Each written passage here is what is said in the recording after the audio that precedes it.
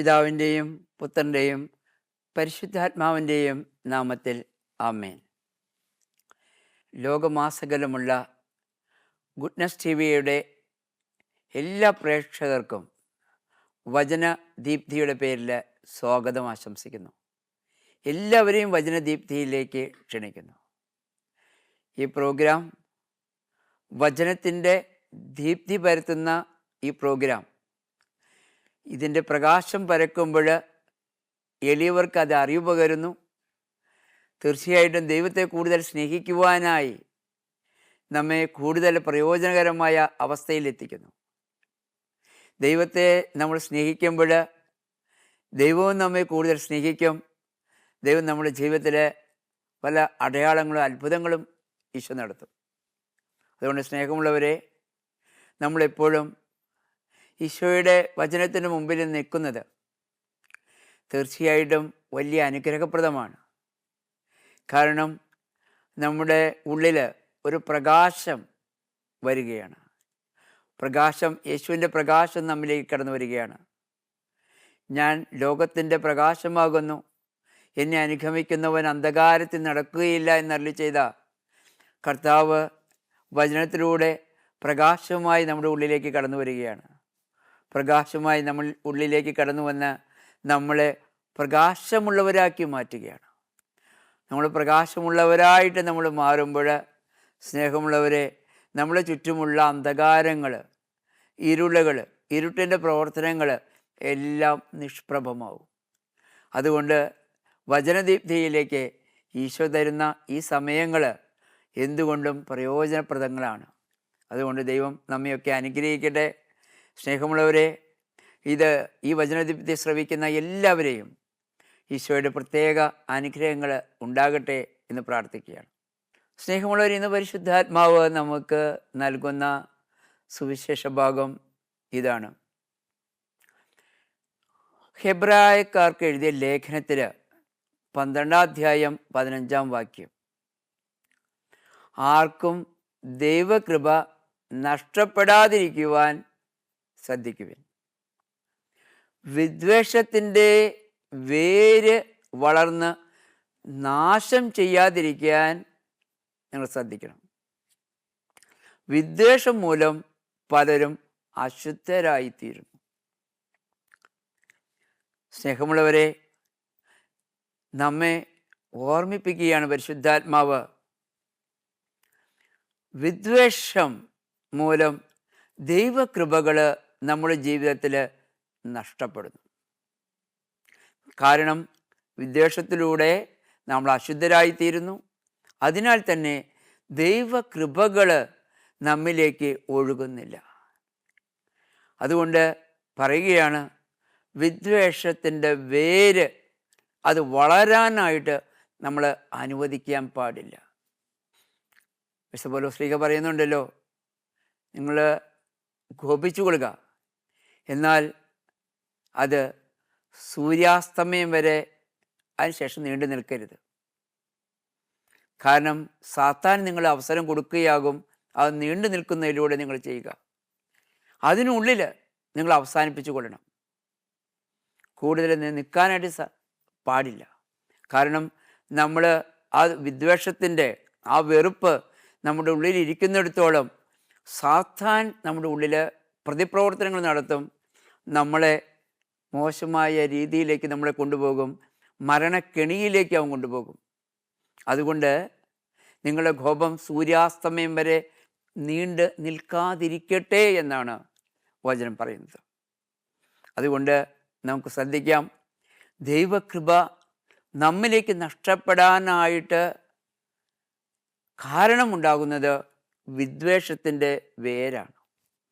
അതുകൊണ്ട് ഈ വേരിനെ ആർത്ത് മുറിച്ച് മാറ്റുക എന്നുള്ളതാണ് നമ്മുടെ ഓരോരുത്തരുടെയും ജോലി, ദൗത്യം.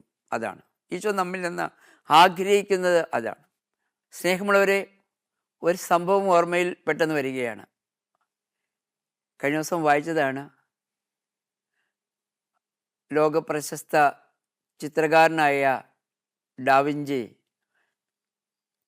അദ്ദേഹം അവസാന അത്താഴത്തിൻ്റെ അന്ത്യത്താഴത്തിൻ്റെ ചിത്രം വരയ്ക്കുക. ആ ചിത്രം വളരെ ഫേമസ് ആണെന്ന് നമുക്കറിയാം. അദ്ദേഹം ചിത്രം വരയ്ക്കുന്ന സമയത്തുണ്ടായ ഒരു സംഭവമാണ് അതിൽ രേഖപ്പെടുത്തിയിരിക്കുന്നത്. അദ്ദേഹം ഇങ്ങനെ ചിത്രം വരച്ച അവസാനം യേശുവിൻ്റെ ചിത്രം വരയ്ക്കുന്ന സമയത്താണ് ഒരു പുറത്തുനിന്നുള്ളൊരു വ്യക്തി അദ്ദേഹത്തിൻ്റെ വീട്ടിലേക്ക് കടന്നു വന്നത്.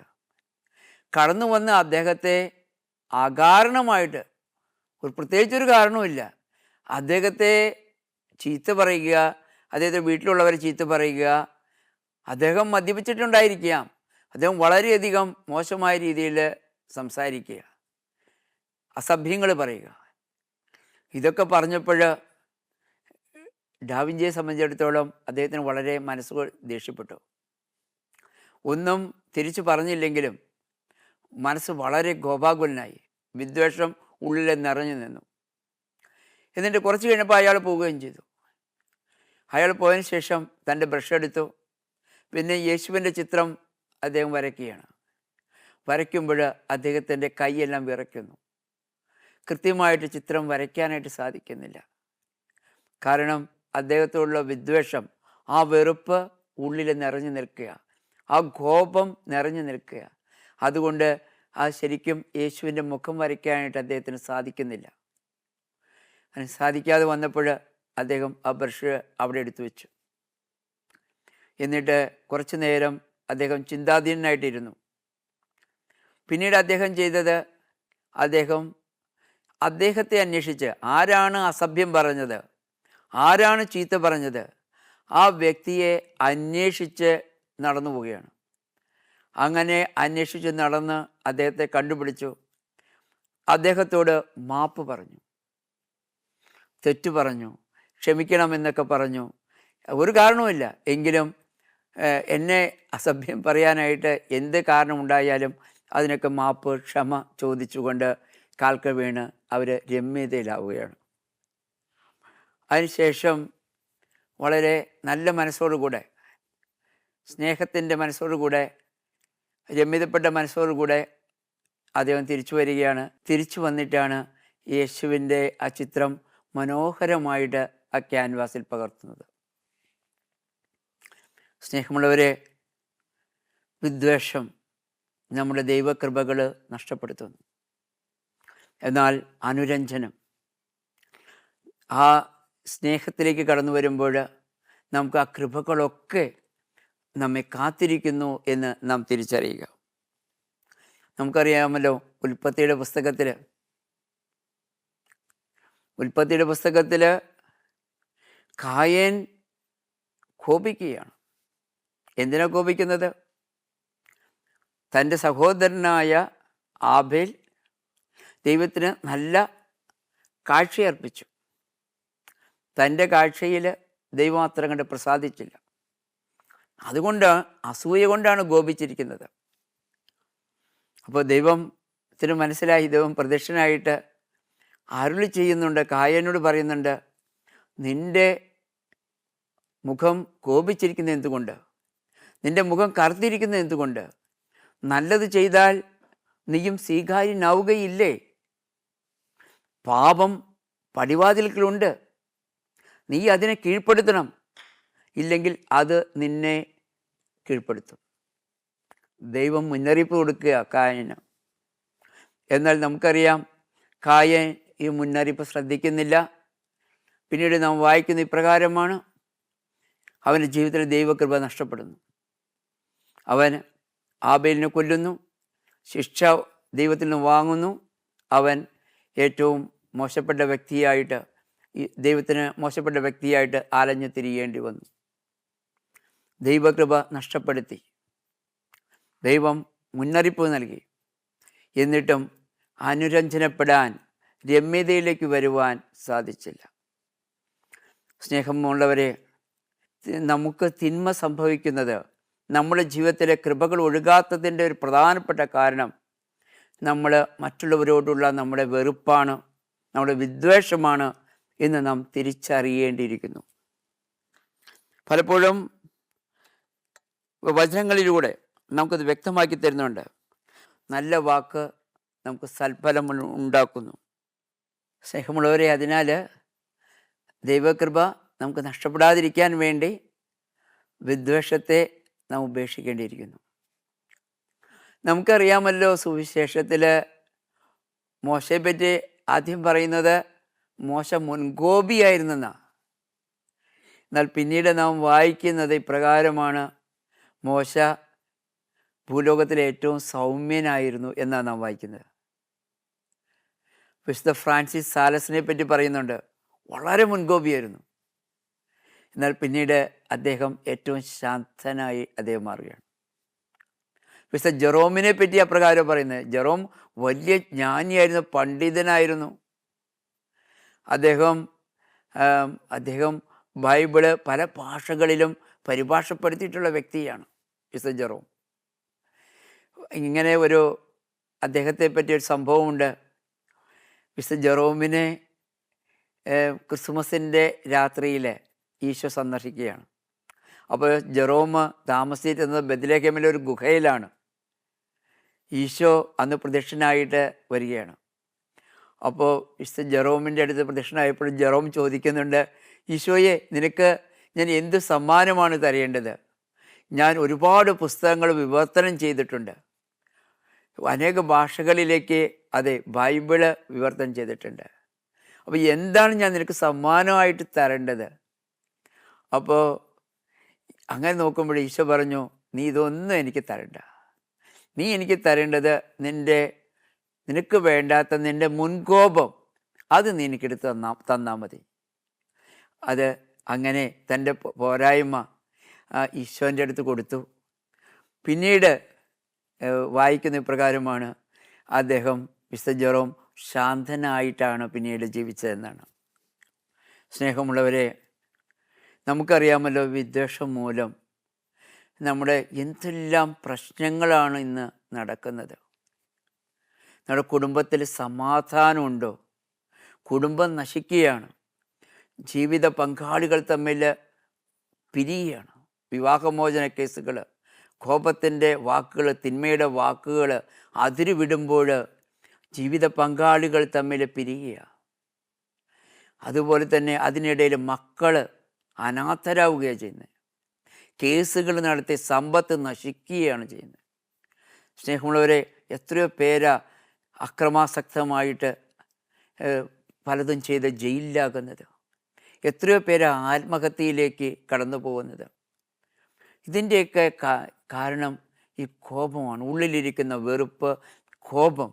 ഇതൊക്കെ തന്നെയാണ് തിന്മയുടെ വാക്കുകളായിട്ട് പുറത്തു വരുന്നത്. ഇതെല്ലാം വലിയ പ്രശ്നങ്ങൾ ഉണ്ടാക്കുക, നമുക്ക് നഷ്ടങ്ങളാണ് ഉണ്ടാക്കുന്നത്. അപ്പോൾ ഇതിനെയെല്ലാം നമുക്ക് അവസാനിപ്പിക്കാനായിട്ട് നമുക്ക് ഈശോയുടെ സന്നിധിയിലാണ് നമ്മൾ കടന്നു ചെല്ലേണ്ടത്. ഈശോയുടെ സന്നിധിയിലേക്ക് കടന്നു ചെല്ലുമ്പോൾ ഈശോ നിനക്ക് വെളിപ്പെടുത്തി തരും. എന്താണ് നിൻ്റെ അഹംഭാവമാണോ, നിൻ്റെ ദുരഭിമാനമാണോ, നിൻ്റെ സംശയമാണോ, നിൻ്റെ എന്താണ് പ്രശ്നം എന്നുള്ളത് ദൈവത്തിൻ്റെ സന്നിധിയിലേക്ക് കടന്നു ചെല്ലുമ്പോൾ ഈശോ നിനക്ക് വെളിപ്പെടുത്തി തരും. പരിശുദ്ധാത്മാവിലൂടെ നിനക്ക് അറിവ് കിട്ടും. എന്താണ് നിൻ്റെ പ്രശ്നം? അവിടെ നിനക്ക് ട്രീറ്റ്മെൻറ്റ്, അവിടെ കർത്താവ് അതാണ് പറയുന്നത്. കർത്താവിനോട് പ്രാർത്ഥിക്കുമ്പോൾ കർത്താവ് അത് മാറ്റുവാനുള്ള കാര്യങ്ങൾ ചെയ്യുന്നു. അല്ലെങ്കിൽ കർത്താവ് നമ്മളെ ഒരുക്കുകയാണ്. നമുക്കറിയാം, സഭയിൽ ആന്തരിക സൗഖ്യ ധ്യാനങ്ങളുണ്ട്. ആന്തരിക സൗഖ്യ ധ്യാനങ്ങൾ എത്രയോ പേരാണ് ഇത്തരം പല പ്രശ്നങ്ങളിൽ നിന്നും വിടുവിച്ച് അവർ ശാന്തരായിട്ട് മാറുന്നത്. ആന്തരിക സൗഖ്യ ധ്യാനങ്ങൾ, കൗൺസിലിംഗ് സെൻറ്റേഴ്സ്, സഭയുടെ കൗൺസിലിംഗ് സെൻറ്റേഴ്സ്, എത്രയോ സൈക്കോളജിക്കൽ ഡോക്ടറേറ്റ് പഠിച്ച അച്ഛന്മാരും വലിയ വലിയ ആളുകളൊക്കെ അതിനകത്തുണ്ട്. സഭ ഇതൊക്കെ ചെയ്തിരിക്കുന്നത് നമ്മുടെ മക്കൾക്ക് വേണ്ടിയാണ്. പക്ഷേ ഈ കൗൺസിലിംഗ് സെൻറ്റേഴ്സിനെ എല്ലാം നമ്മൾ പ്രയോജനപ്പെടുത്തുന്നില്ല എന്നുള്ളതാണ് വാസ്തവം. സൈക്കോളജിക്കൽ ക്ലിനിക്കുകൾ, അതിലും സാധ്യമല്ലാത്ത കേസുകളൊക്കെ സൈക്കോളജിക്കൽ ക്ലിനിക്കുകളിൽ അവരിലെ പ്രശ്നങ്ങൾ മനസ്സിലാക്കിയെടുത്ത് അവരെ നേരെ വഴിക്ക് നയിക്കാനായിട്ട്, അവർ മനസ്സിനകത്ത് ശാന്തത കൊടുക്കുവാനായിട്ട് ഇതെല്ലാം ചെയ്യുന്നുണ്ട് സഭ. ഇതിലും പറ്റുന്നില്ലെങ്കിൽ സഭാ കോടതികൾ, ഇതെല്ലാം ഉണ്ട്. പക്ഷേ സഭയുടെ ഈ കാര്യങ്ങളിലൊന്നും സഭ ചെയ്ത് ഒരുപാട് പൈസ ചിലവാക്കി ചെയ്തിട്ടുള്ള ഈ കാര്യങ്ങളൊന്നും പ്രയോജനപ്പെടുത്താതെ നമ്മൾ പരസ്പരം പോരടിക്കുന്നു, യുദ്ധം ചെയ്യുന്നു, പ്രശ്നങ്ങളുണ്ടാകുന്നു, കുടുംബത്തിൽ കേസ് ഉണ്ടാകുന്നു, വിജാതീയ കോടതികളിൽ പോകുന്നു, സമ്പത്ത് നശിക്കുന്നു, തകരുന്നു, ആത്മഹത്യയിലേക്ക് പോകുന്നു, ജയിലിൽ പോകുന്നു. ഇതൊക്കെയാണ് ഇന്ന് കാണുന്നത്. സ്നേഹമുള്ളവരെ, അതിനാൽ വിദ്വേഷത്തിൻ്റെ വേര്, കോപത്തിൻ്റെ വേര് നമ്മിൽ നിന്ന് അടർത്തി മാറ്റുവാനായിട്ട് നമ്മൾ ഈശോയുടെ സന്നിധിയിലേക്ക് നമുക്ക് കടന്നു ചെല്ലണം. ഈശോയുടെ സന്നിധിയിൽ മുട്ടുകുത്തിയിട്ട് നമ്മുടെ പോരായ്മയെപ്പറ്റി നമ്മൾ ഈശോയോട് പ്രാർത്ഥിക്കണം. ഈശോ, എനിക്ക് തന്നെ അറിയുന്നില്ല എൻ്റെ പോരായ്മ എന്തെന്ന്. ഈശോയുടെ സന്നിധിയിൽ മുട്ടുകുത്തി നമ്മൾ കരഞ്ഞു പ്രാർത്ഥിക്കുമ്പോൾ ഈശോ തീർച്ചയായിട്ടും ഈശോ പരിഹാരം നിർദ്ദേശിച്ചു തരും. കാരണം എല്ലാ പ്രശ്നങ്ങൾക്കും പരിഹാരം യേശുവാണ്. യേശുവിൻ്റെ അടുത്ത് മുട്ടുകുത്തുമ്പോൾ യേശു നമുക്ക് പരിഹാരം നിർദ്ദേശിച്ചു തരും. അതനുസരിച്ചിട്ട് നമുക്ക് മുന്നോട്ട് നമ്മൾ പോകുമ്പോൾ നമ്മുടെ ജീവിതം മറ്റുള്ളവർക്ക് മാതൃകയായി തീരും, മറ്റുള്ളവരുടെ മുമ്പിൽ പ്രകാശമായി തീരും, മറ്റുള്ളവർക്കൊരു വെളിച്ചമായി തീരും നമ്മളൊക്കെ.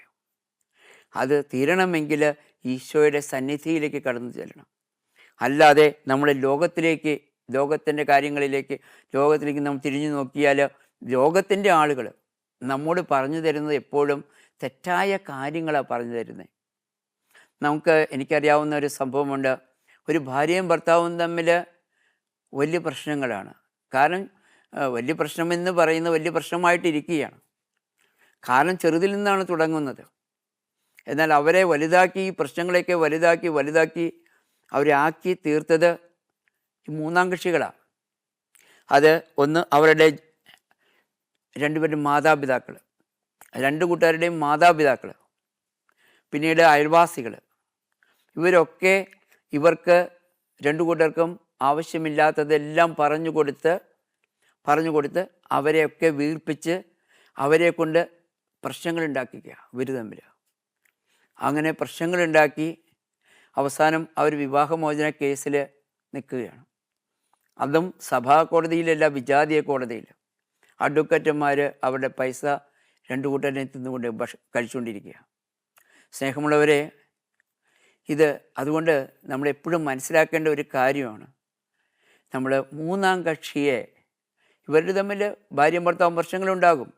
ഒരു ദിവസം ചിലപ്പോൾ സംസാരിക്കാതിരുന്നെന്ന് വന്നേക്കാം, എന്നാൽ രണ്ടാം ദിവസം അവർ ഒന്നായിത്തീരും. അല്ലെങ്കിൽ ഒരാൾ സോറി പറഞ്ഞാൽ മതി, അങ്ങോട്ടും ഇങ്ങോട്ടും സോറി പറഞ്ഞു കഴിഞ്ഞാൽ തീരാവുന്ന പ്രശ്നങ്ങളും ഉള്ളൂ. ഭാര്യയും ഭർത്താവും തമ്മിലൊക്കെ വലിയ പ്രശ്നങ്ങളൊന്നും തന്നെയില്ല. അപ്പോൾ അത് ഒരു വാക്ക് പറഞ്ഞാൽ നോക്കിയിരിക്കുകയാണ് അടുത്ത ആൾ. അപ്പോൾ അത് വലുതാക്കാനായിട്ട് എന്തിനാണ് നീ അവൻ്റെ അടുത്ത് താഴുന്നത്, നീ ഇവൻ്റെ അടുത്ത് താഴുന്നത് എന്താണ് എന്നൊക്കെ ചോദിച്ച് മൂന്നാം കക്ഷികളാണ് ഇതിനകത്ത് കൂടുതൽ പ്രശ്നങ്ങൾ ഉണ്ടാക്കുന്നത് എന്ന് നാം തിരിച്ചറിയാം. അതിനാൽ പ്രിയമുള്ളവരെ, നമ്മൾ അത് മനസ്സിലാക്കിക്കൊണ്ട് നമ്മൾ തിരിച്ചറിഞ്ഞ് നമ്മൾ പെരുമാറുക. നമ്മളുടെ കോപമുണ്ടാക്കാനായിട്ട് ഒരു പ്രധാനപ്പെട്ട ഒരു കാരണം ഈ മൂന്നാം കക്ഷികളാണ്. അവരെ നമ്മൾ മാറ്റി നിർത്തണം. നമ്മുടെ കുടുംബമാണ്. ഭാര്യയും ഭർത്താവും മക്കളും അടങ്ങിയ കുടുംബം. അവിടെ ഈശോയാണ് വസിക്കേണ്ടത്. അവർക്ക് ചോദിക്കാനുള്ളത് ഈശോയോട്. കാരണം അവരെ ബന്ധിപ്പിച്ചത്, ഭാര്യയും ഭർത്താവിനെയും ബന്ധിപ്പിച്ചത് മുപ്പരിചരടായ ഈശോയാണെന്ന് അവർ ബന്ധിപ്പിച്ചത്. അപ്പോൾ അവരുടെ ഇടയിൽ പ്രശ്നങ്ങൾ വന്നതിൻ്റെ കാരണം പ്രധാനമായിട്ടും നോക്കുകയാണെങ്കിൽ അവരുടെ ഇടയിൽ ഈശോ എന്ന ചരട് വിട്ടിട്ടുണ്ടാകും. മുപ്പരിചരടായ ഈശോ വിട്ടപ്പോൾ അത് പെട്ടെന്ന് പൊട്ടാൻ സാധിച്ചു. അപ്പോൾ അവർ തിരിച്ചറിയും കുറച്ച് കഴിയുമ്പോൾ, ഞങ്ങൾ ഈശോയ്ക്ക് കൊടുക്കേണ്ട പ്രാധാന്യം ഞങ്ങൾ കൊടുത്തില്ല. അതാണ് ഞങ്ങളുടെ ജീവിതത്തിൽ വന്ന തെറ്റ്. മുപ്പരിചരടായ ഈശോയ്ക്ക് കൊടുക്കേണ്ട പ്രാധാന്യം ഞങ്ങൾ കൊടുത്തില്ല. അതുകൊണ്ട് ചരട് പൊട്ടിപ്പോയി. അതുകൊണ്ട് വീണ്ടും ഈശോയിലേക്ക് അവർ കടന്നു വരികയും ഈശോയെ മനസ്സിലാക്കുകയും ഈശോയുടെ അടുത്ത് ജീവിക്കുകയും ചെയ്യുമ്പോൾ, ഈശോയുടെ വചനങ്ങൾ കേട്ട് അനുസരിച്ച് ജീവിക്കുകയും ചെയ്യുമ്പോൾ അവരുടെ ജീവിതത്തിൽ പരിവർത്തനങ്ങളുണ്ടാവും, മാറ്റങ്ങളുണ്ടാവും. സ്നേഹമുള്ളവരെ, ഇല്ലെങ്കിൽ സംഭവിക്കുന്നതൊക്കെ വളരെ അപകടകരമായ കാര്യങ്ങളായിരിക്കും. സാവൂളിന് സംഭവിച്ച പോലെ നമുക്കറിയാമല്ലോ. ദാവീദിനെ കൊല്ലുവാനായിട്ട് സാവൂള് രാജാവ് എന്തെല്ലാം കാര്യങ്ങൾ നോക്കി. അവസാനം എന്താണ് സംഭവിച്ചത്? സംഭവിച്ചത് സാവൂളിൻ്റെ കുടുംബം തന്നെ ഇല്ലാതായി. സാവൂൾ വധിക്കപ്പെട്ടു. സാവൂളിൻ്റെ മക്കളൊക്കെ വധിക്കപ്പെട്ടു. സ്നേഹമുള്ളവരെ, അതുകൊണ്ട് ഈശോ തന്നെ പറയുന്നുണ്ട്, വാളെടുത്തവൻ വാളാലെ. നമ്മൾ കോപം കൊണ്ട് നമ്മൾ ഒരാളെയും നമ്മൾ അവസാനിപ്പിക്കാമെന്ന് വിചാരിക്കരുത്. ദൈവത്തിൻ്റെ വചനങ്ങളാണ് ഏറ്റവും പ്രധാനം. പറയുന്നുണ്ടല്ലോ വചനത്തിൽ, സൗമ്യമായ മറുപടി ക്രോധം ശമിപ്പിക്കുന്നു. യാക്കോബ് ശ്ലീഹ 1:19 ഒന്ന് പറയുന്നുണ്ട്, നിങ്ങൾ കേൾക്കുന്നതിൽ തീക്ഷ്ണതയുള്ളവരും സംസാരിക്കുന്നതിൽ മന്ദഗതിക്കാരും പ്രവർത്തിക്കുന്നതിൽ അതിലും തണുപ്പുള്ളവരുമായിരിക്കണം. കേൾക്കുന്നതിൽ തീക്ഷ്ണത, എന്നാൽ സംസാരിക്കുന്നതിലും പ്രവർത്തിക്കുന്നതിലും നിങ്ങൾ ഏറ്റവും പിറകിലായിരിക്കണം. സ്നേഹമുള്ളവർ, നമ്മുടെ തിടുക്കമൊന്ന് കുറയ്ക്കാം. തിടുക്കം കൂട്ടുന്നതിന് വഴി തെറ്റുന്നു. യാക്കോബ് ശ്ലീഹ പറയുന്നുണ്ടല്ലോ, ഈ നാവിനെ സൂക്ഷിക്കണമെന്ന്. കാരണം ഇത് വിതറുന്ന നാവ് തീയാണ്. ഇത് വിതറുന്ന അഗ്നി സ്ഫുലിംഗങ്ങൾ അത് ഒരു വനത്തിൽ തന്നെ നശിപ്പിക്കുന്ന പോലെ ഒരു കുടുംബത്തെ ചാമ്പലാക്കും.